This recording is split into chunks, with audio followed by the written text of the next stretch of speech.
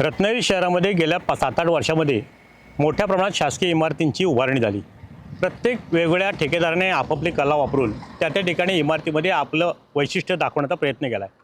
आता आपण जे उभे आहोत त्याच्या पाठीमागे आपल्याला जी अतिशय रेखीव आणि देखणी जी इमारत दिसते ती कुठे हॉटेलची नव्हे तर किंवा एखाद्याचा खाजगी बंगला नव्हे, ही आहे पशुसंवर्धन विभागाच्या प्राण्यांचा दवाखाना, म्हणजे मराठीमध्ये आपण गुरांचा जो दवाखाना म्हणतो त्या गुरांच्या दवाखान्याची ही इमारत आहे। अतिशय देखणी इमारत ही त्या स्वामी इन्फ्रास्ट्रक्चरनी बांधलेली आहे आणि राज्य शासनाकडून ह्याला चांगल्या प्रकारे निधी आलेला आहे।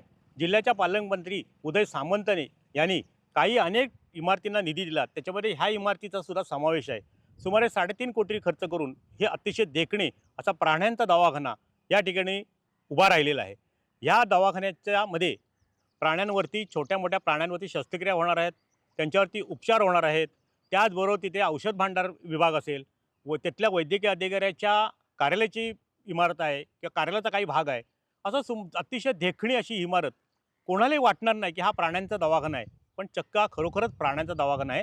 3.5 कोटी खर्च करून अतिशय देखणी ही इमारत उभारण्यात आलेली आहे आणि शासनाच्या ह्या ज्या नव्याने उभारत राहत असलेल्या इमारतीमध्ये ह्या एका इमारतीची आता येत्या काळामध्ये भर पडणार आहे।